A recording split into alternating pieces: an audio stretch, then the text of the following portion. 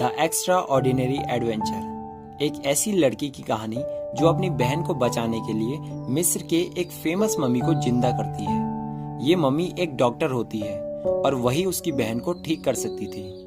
Movie शुरू होती है और हमें एक बहुत बड़े साइंटिस्ट को दिखाया जाता है जिसका मानना है कि मृत्यु के बाद भी जीवन संभव है। वो कई सालों से इस पर रिसर्च कर रहा होता है और एक दिन उसे सफलता मिल जाती है। वो 36 मिलियन साल पुराने डायनासोर के अंडे को उससे बाहर निकाल देता है। उन्होंने उसे बाहर तो निकाल दिया है, पर डायनासोर की आत्मा और उसकी आत्मा आपस में कनेक्ट हो जाती है। इसीलिए वो साइंटिस्ट उसे कंट्रोल भी कर सकता है। इसी के साथ वो डायनासोर म्यूजियम की छत तोड़कर वहां से निकल जाता है और उड़ते उड़ते एक गाड़ी के ऊपर बैठ जाता है जिसमें एक कपल बैठा होता है। डायनासोर की वजह से गाड़ी डिसबैलेंस हो जाती है और पानी में गिर जाती है। अब हमें एक लड़के को दिखाया जाता है जिसका नाम जॉन है। वो एक लड़की से बेइंतहा मोहब्बत करता है। उस लड़की का नाम एडल है। वो एक मम्मी को लेने के लिए मिस्र गई होती है।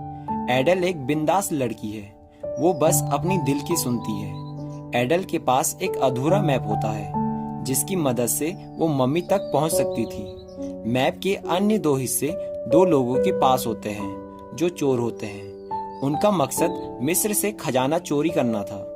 एडल मैप के सभी पार्ट जोड़कर उस रूम तक पहुंच जाती है जहां मम्मी होती है और वहां बहुत सारा खजाना भी होता है। दोनों चोर उस खजाने को ले जाने की सोचते हैं और इसी लालच में दोनों मारे जाते हैं। एडल ताबूत से मम्मी को निकालती है। तभी वहां पर एक पुलिस ऑफिसर आ जाता है और वो उसे अरेस्ट करने वाला होता है क्योंकि एडल ने इलीगल काम किया था।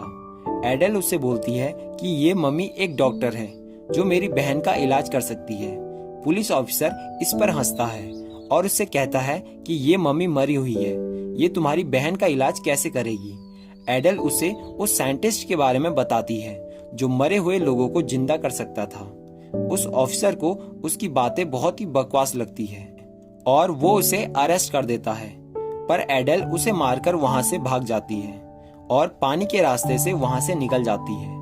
इधर डायनासोर वाली बात पूरे शहर में फैल जाती है क्योंकि बहुत सारे लोगों ने उस डायनासोर को देख लिया था। अब प्रेसिडेंट का कॉल एक ऑफिसर के पास आता है और प्रेसिडेंट उसे डायनासोर का केस सॉल्व करने का ऑर्डर देते हैं। म्यूजियम में जॉन और उससे सीनियर साइंटिस्ट को पता चल जाता है कि डायनासोर वाली बात एकदम सच है और वह डायनासोर इसी अंडे से निकला है। तभी वहां पर वो ऑफिसर आ जाता है जिसे प्रेसिडेंट ने डायनासोर का केस सॉल्व करने को दिया था। ऑफिसर उनसे पूछताछ करता है जिसके बाद वो लोग उसे एक साइंटिस्ट का पता देते हैं जो वही साइंटिस्ट होता है जिसने डायनासोर को जिंदा किया था। साइंटिस्ट डायनासोर को पूरी तरह से कंट्रोल कर देता है और उसे खाना भी देता है और वो डायनासोर मांसाहारी होता है। तभी वहां पर पुलिस ऑफिसर आ जाता है। उसे आता देख साइंटिस्ट डायनासोर को कहीं पर छुपा देता है। पुलिस ऑफिसर उसके घर के अंदर आते हैं और एक अंडा खाने पर लग जाता है। उसे अंडा खाता देख डायनासोर वहां से निकल जाता है और रूम पर काफी तोड़फोड़ करता है और वहां से उड़कर चला जाता है, जिसके बाद वो लोग उस साइंटिस्ट को अरेस्ट कर देते हैं। एडल भी उस मम्मी को लेकर घर आ जाती है। घर में उसकी एक छोटी बहन होती है जो काफी बीमार होती है। उसे ही ठीक करने के लिए वो इस मम्मी को लाई होती है। उसके घर में जॉन आता है जो उससे बहुत प्यार करता था और उससे डेली खत लिखा करता था। जॉन उसे खत देता है और उसे कहता है कि इस खत को सबसे पहले पढ़ना। तभी एडल एक न्यूज पढ़ती है जिसके बाद उसे पता चलता है कि पुलिस वालों ने उस साइंटिस्ट को अरेस्ट कर लिया है। जिसके बाद एडल उस साइंटिस्ट से मिलने के लिए चली जाती है क्योंकि वही उस मम्मी को जिंदा कर सकता था, जिसके बाद उसकी बहन ठीक हो सकती थी। एडल एक वकील बनकर जेल के अंदर जाती है और साइंटिस्ट को बताती है कि मुझे मम्मी मिल गई है, आप उसे जल्दी से जिंदा कर दो। साइंटिस्ट उसे बोलता है कि मेरा बाहर निकलना मुश्किल है और ये लोग मुझे फांसी देने वाले हैं क्योंकि मैंने डायनासोर को जिंदा किया है और वो पूरे शहर में आतंक फैला रहा है। एडल ये सुनकर काफी खुश होती है। वो सोचती है कि जब 36 मिलियन साल पुराने अंडे में से डायनासोर जिंदा हो सकता है तो 400 साल पुरानी मम्मी तो जिंदा हो ही जाएगी। पर उसे पुलिस वाले पकड़ लेते हैं और बाहर निकाल देते हैं क्योंकि उन्हें पता चल जाता है कि ये वकील नहीं है। इसी तरह एडल कभी खाना देने वाली, कभी नन बनकर और कभी नर्स बनकर जेल के अंदर जाती है, पर हर बार पकड़ी जाती है। फिर वो अंत में जेलर बनकर जाती है और वहां जाकर उसे पता चलता है कि साइंटिस्ट को कहीं दूसरी जेल में रख दिया गया है और कल सुबह उसे फांसी भी दे दी जाएगी। इसीलिए एडल प्रेसिडेंट के पास जाती है, क्योंकि उनके पास ही ऐसी पावर थी जिससे वो फांसी की सजा को माफ कर सकते थे। एडल उनके पास जाती है और उनसे इस बारे में बात करती है। तभी वहां पर डायनासोर आ जाता है जो प्रेसिडेंट के ऊपर अटैक कर देता है। उसे आता देख एडल प्रेसिडेंट की तरफ भागती है और उन्हें बचाती है, पर प्रेसिडेंट के सिक्योरिटी गार्ड उसे पकड़कर बाहर निकाल देते हैं।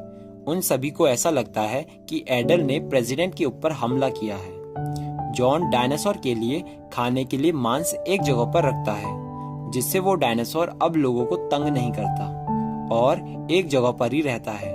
उसे खाने के लिए मीट भी मिल जाती है। जॉन का सीनियर साइंटिस्ट ये देखकर काफी खुश होता है। इधर एडल के साथ सब बुरा हो रहा था। वो घर आती है और अपनी बहन से सॉरी बोलती है और कहती है कि जैसा मैंने सोचा था वैसा नहीं हो पाया।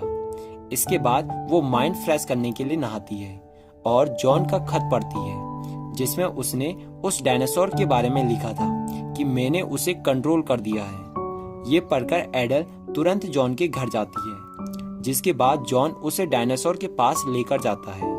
डायनासोर को देखकर एडल उसके पास जाती है और उसके पीठ के ऊपर बैठ जाती है।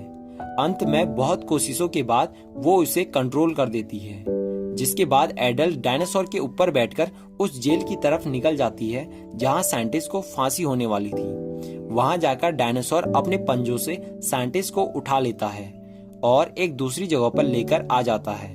डायनासोर को उड़ते हुए एक ऑफिसर देख लेता है, जिसे स्पेशली उन लोगों ने डायनासोर को मारने के लिए बुलाया होता है। वो ऑफिसर अब उस डायनासोर का पीछा करता है। एडल ने साइंटिस्ट को बचा लिया है। अब वो उसे लेकर मम्मी के पास जाने वाली होती है। तभी वो ऑफिसर डायनासोर को शूट कर देता है। डायनासोर और साइंटिस्ट की आत्मा आपस में कनेक्ट होती है, इसीलिए वो पेन साइंटिस्ट को भी होता है और वो भी मरने वाला होता है। ये देखकर वो लोग उस ऑफिसर को वहां से भगा देते हैं। एडल उस साइंटिस्ट को घर लेकर जाती है, जहां उस साइंटिस्ट के कहने पर वह पुरानी चीजों को इकट्ठा कर एक घेरा जैसा बना देती है। साइंटिस्ट अपनी पूरी ताकत लगाता है, जिसके बाद सभी चीजें हवा में उड़ने लगती है और इसी में ही साइंटिस्ट की जान चली जाती है और डायनासोर भी मर जाता है। एडल ये देखकर काफी निराश हो जाती है, पर तभी वो मम्मी जिंदा हो जाती है। एडल मम्मी से अपनी बहन को जिंदा करने के लिए बोलती है, पर वो मम्मी बोलती है कि मैं डॉक्टर नहीं हूँ, बल्कि मैं न्यूक्लियर फिजिसिस्ट हूँ। और वो एडल से पूछता है कि तुम्हारी बहन के साथ आखिर में क्या हुआ। एडल बताती है कि वो मेरी जुड़वा बहन ही नहीं बल्कि एक दोस्त भी थी। एक दिन हम टेनिस खेल रहे थे और खेलते समय बॉल उसके सर पर लग गई, जिसकी वजह से वो नीचे गिर गई और उसका हेयर पिन उसके सर के आर पार हो गया। मम्मी उसे बताती है कि इस जगह से 2 किलोमीटर के एरिया के सभी मम्मी जाग चुके होंगे, क्योंकि जिस तरीके से साइंटिस्ट ने मुझे जिंदा किया है उसका असर 2 किलोमीटर के एरिया तक होता है।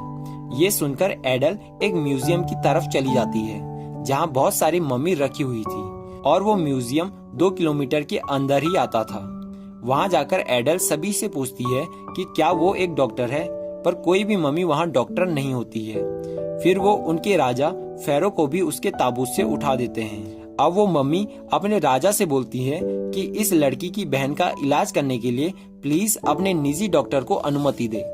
बहुत रिक्वेस्ट करने के बाद राजा फेरो मान जाता है, जिसके बाद उनका निजी डॉक्टर उसकी बहन का इलाज करता है। उसका इलाज करने के बाद वो मम्मी बाहर सैर पर चले जाते हैं। इलाज करने की कुछ देर बाद उसकी बहन पूरी तरह से ठीक हो जाती है और आखिर में 5 साल बहुत कोशिश करने के बाद वो अपनी बहन को जिंदा कर ही देती है। इसी के साथ मूवी की एंडिंग होती है। अगर आपको वीडियो थोड़ी भी अच्छी लगी हो तो please like, share and subscribe.